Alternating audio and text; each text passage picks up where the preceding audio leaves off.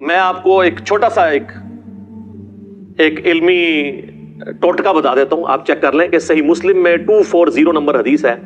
سیدنا علی خود راوی ہیں, وہ کہتے ہیں کہ اس ذات کی قسم کہ جس نے دانے کو پھاڑ کر اناج کو اگایا اور مخلوقات کو پیدا کیا, نبی امی نے مجھ سے یہ عہد لیا تھا کہ اے علی, تجھ سے محبت نہیں رکھے گا مگر مؤمن, اور تجھ سے بغض نہیں رکھے گا مگر منافق.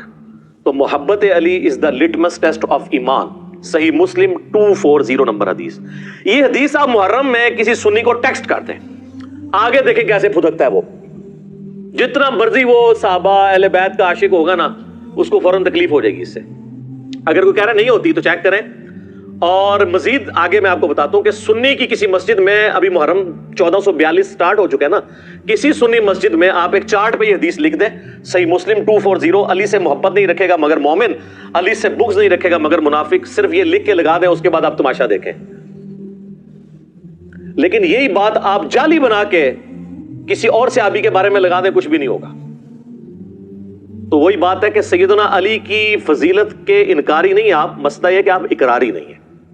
اور یہ ہم نے پریکٹیکلی چیک کیا ہے جو آپ کو یہ فارمولے بتا رہے ہیں. آپ کو اگر یقین نہیں آتا آپ چیک کر لیں, کسی دیوبندی کو, کسی بریلوی کو, کسی اہل حدیث کو جو کٹر قسم کے ہیں, یہ ذرا حدیث محرم میں بھیجیں صحیح مسلم, تو آگے وہ آپ کو اوٹ پٹانگ قسم کی خود روایتیں بنا بنا کے بھیجے گا اور عجیب قسم کے جوابات دے گا اور آپ پہ کامنٹس کرے گا. تو آپ دیکھیں گے کہ اندر کا خناس اس کا باہر آ جائے گا. وہ آتے ہی اسی حدیث سے باہر ہے. اور میں کہتا ہوں مولا علی کی شان میں نمبر 1 حدیث اس روئے ارض پہ اگر کوئی ہے نا, وہ یہی ہے, مسلم کی 240, کیونکہ یہاں پہ تو ایمان کی بات ہو رہی ہے. اور دوسرے نمبر پہ اگر کوئی حدیث ہے تو وہ ہے کہ علی کی میرے ساتھ وہی نسبت ہے جو ہارون کی موسیٰ کے ساتھ, مگر میرے بعد کوئی نبی نہیں, جو بخاری اور مسلم دونوں میں ہے. انبلیویبل چیز ہے. قرآن میں آتا ہے نا کہ حضرت موسیٰ نے دعا کر کے حضرت ہارون کو مانگا تھا.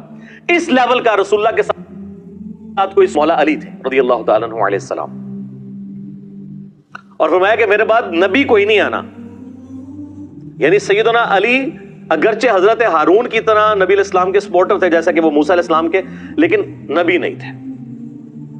تو کیا مطلب ہے کہ نبوت کے فوراً بعد اگر کوئی درجہ ہے تو مولا علی کا ہے.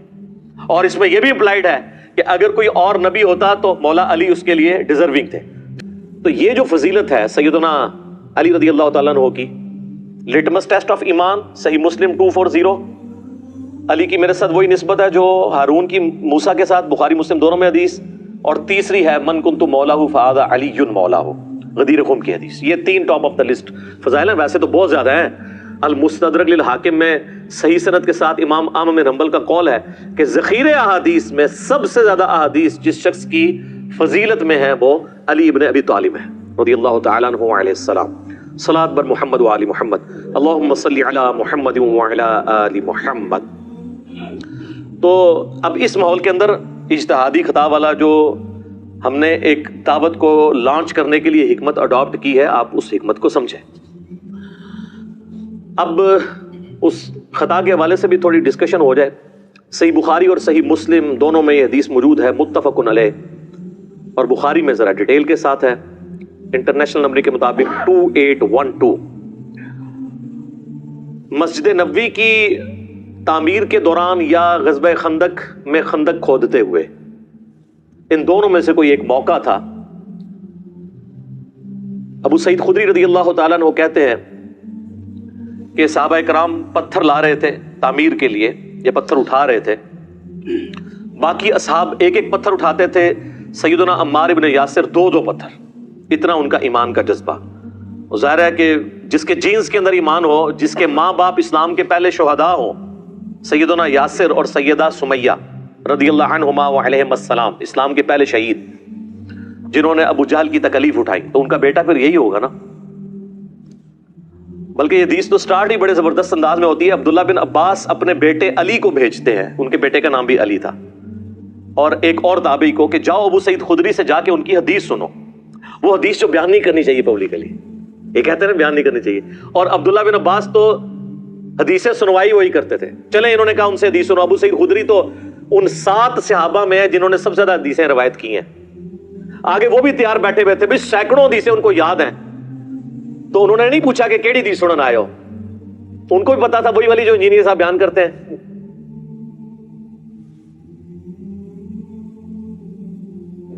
اور آپ کے علماء نے پابندی لگائی ہوئی ہے. تو کہتے ہیں وہ اپنے باغ میں کام کر رہے تھے تو ہم نے کہا کہ حضرت ہمیں ابن عباس نے بھیجا ہے اور وہ کہہ رہے ہیں کہ جا کے ابو سعید سے ان کی حدیث سنو. ابو سعید کو تو سینکڑوں ہزاروں حدیثیں یاد ہیں. انہوں نے پوچھا کیڑے علی؟ تو انہوں نے کہا کہ سنو. پھر انہوں نے یہ حدیث شروع کی کہ اس طریقے سے تعمیر کا موقع تھا, سب لوگ ایک ایک پتھر اٹھا رہے تھے اور عمار ابن یاسر 2 پتھر. تو نبی علیہ السلام نے اپنے مبارک ہاتھوں سے جو ہے ان کے سر اور داڑھی سے مٹی جھاڑتے ہوئے کہا وائے عمار, اے سمیہ کے بیٹے, افسوس, یعنی تو کتنی اسلام کے لیے خدمت کر رہا ہے, افسوس تجھے ایک باغی جماعت قتل کرے گی. تو انہیں اللہ اور جنت کی طرف بلائے گا اور وہ جماعت تجھے دوزخ کی طرف بلا رہی ہوگی. اب یہ بڑے سخت الفاظ ہیں صحیح بخاری میں 2812 کہ سیدنا علی کے سپورٹر سیدنا عمار ابن یاسر اور ان کی جماعت کو نبی علیہ السلام نے کہا جنت کی طرف اور اللہ کی طرف بلانے والی جماعت, اور ان کے مخالفین کو یعنی اہل صفین کو, حضرت معاویہ رضی اللہ تعالیٰ عنہ کی جماعت کو دوزخ کی طرف بلانے والی جماعت. اور پھر ساتھ کہا باغی, پولیٹیکل ٹرم میں بغاوت. یہ نہیں ہے کہ وہ اسلام سے باغی ہو گئے تھے, یعنی پولیٹیکلی خلیفہ برحق کے خلاف انہوں نے بغاوت کی جس کی اطاعت واجب تھی. وَأُولِي الْأَمْرِ مِنْكُمْ کے تحت سورہ نساء کی آیت نمبر 59, اطیعوا اللہ واطیعوا الرسول وَأُولِي الْأَمْرِ مِنْكُمْ. تو یہ حدیث ہے جی. اور یہ حدیث جب پریکٹیکلی سامنے آئی جنگ صفین میں سیدنا عمار ابن یاسر شہید ہوئے. حضرت معاویہ کے ایک فوجی تھے ابو الغادیہ جو اصحاب شجرہ میں سے ہیں, اور صحیح مسلم میں حدیث ہے کہ اصحاب شجرہ جو ہے نا, جنہوں نے بیعت کی ہے اس درخت کے نیچے صلح حدیبیہ کے موقع پر, جو سورہ فتح میں بھی ذکر ہوا ہے اس کا, تو مسلم کے الفاظ ہیں اصحاب شجرہ کو دوزخ کی آگ نہیں چھوئے گی. اب یہ ابو الغادیہ یہ بھی اصحاب شجرہ میں سے تھے. مسند امام احمد بن حنبل میں ایک پورا چیپٹر ہے جس میں ان کی حدیثیں ہیں جو انہوں نے نبی علیہ السلام سے بیان کی ہیں, اور وہ حدیثیں وہی ہیں کہ عمار کو باغی جماعت قتل کرے گی اور عمار کا قاتل اور مال لوٹنے والا جہنم میں ہے. اور انہی حدیث میں ابو الغادیہ خود رویا کرتے تھے کہ مجھ سے عمار ابن یاسر کا قتل ہوا ہے, اور وہ تو بڑی دردناک حدیثیں. پھر ٹاپک دوسری طرف چلا جائے گا, وہ آپ ریسرچ پیپر میں پڑھ لیجئے گا, وہ میں اینڈ پہ بتا بھی دوں گا انشاءاللہ.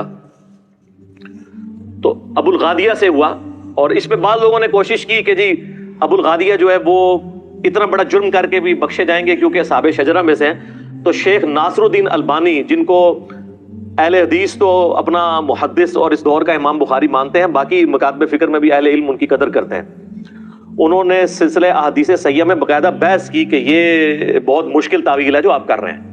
اور انہوں نے کہا چونکہ نبی علیہ السلام نے اسپیسیفکلی فرما دیا ہے تو جو عام دلیل ہوتی ہے وہ خاص دلیل عام دلیل کو ختم کر دیتی ہے, عام دلیل کبھی خاص دلیل کو ختم نہیں کرتی.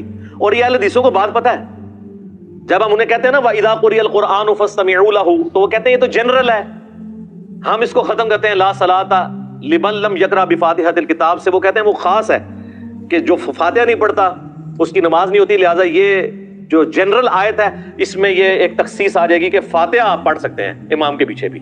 ایک علیحدہ سے ایک ٹاپک ہے. یہاں پہ وہ بھول جاتے ہیں کہ جب اسپیسیفکلی آ گیا کہ عمار کا قاتل اور مال لوٹنے والا جہنم میں ہے, المستدرک الحاکم میں حدیث ہے, مسند امام احمد میں, تو وہ عام والی بشارت اس سے گئی. لیکن یہ ہمیشہ کے لیے جہنم میں نہیں, الٹیمیٹلی ہر مسلمان کو جس نے ایک دفعہ بھی کلمہ پڑھا ہے وہ جنت میں جانے میں انشاءاللہ کامیاب ہو جائے گا. باقی آخرت کے معاملے میں نے آپ کو ایک ٹیکنیکل بحثیں کی ہیں. اللہم اجرنا من النار, آمین ثم آمین. تو یہ حدیث, اور اس کے بعد جب یہ سارا معاملات ہوئے تو پھر اہل سنت کے ہاں یہ چیز اسٹیبلش ہو گئی کہ حضرت علی رضی اللہ تعالیٰ عنہ کی ساری جنگیں حق پر مبنی تھیں اور مخالفین باغی تھے.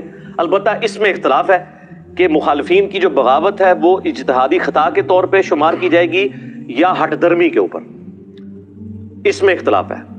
پھر اس میں بھی ایک جز کے اوپر اتفاق ہے کہ جو اہل جمل ہیں یعنی سیدہ عائشہ, سیدنا طلحہ, سیدنا زبیر رضی اللہ عنہم اجمعین وعلیہم السلام اجمعین, چونکہ انہوں نے اپنی اس غلطی سے رجوع کر لیا تھا بعد میں اور شرمسار تھے, لہٰذا ان کی غلطی کو اجتہادی غلطی کے طور پہ ایکسیپٹ کیا جائے گا اس حوالے سے کہ اللہ تعالیٰ معاف فرمانے والا ہے. اور مولا علی نے بھی ان کو معاف کر دیا, وہ المستدرک للحاکم میں, المصنف ابن ابی شیبہ میں اور کئی کتابوں میں, سنن الکبریٰ للنسائی کے اندر حدیث موجود ہے کہ مولا علی نے کہا کہ میں اللہ سے امید کرتا ہوں, یہ سورۃ الحجر کے اندر جو آیت ہے کہ اہل ایمان آمنے سامنے بیٹھے ہوئے ہوں گے جنت میں تختوں کے اوپر, اور اللہ تعالیٰ ان کے دلوں سے میل دور کر دے گا اور وہ جنت میں پہنچ جائیں گے. میں اللہ سے امید کرتا ہوں کہ یہ بشارت میرے طلحہ، زبیر اور عثمان بن عفان کے لیے رضی اللہ عنہم اجمعین کے ہمارے دلوں میں جو ایک دوسرے کے بارے میں چیز آ گئی ہے وہ اللہ تعالیٰ دور کر دے گا.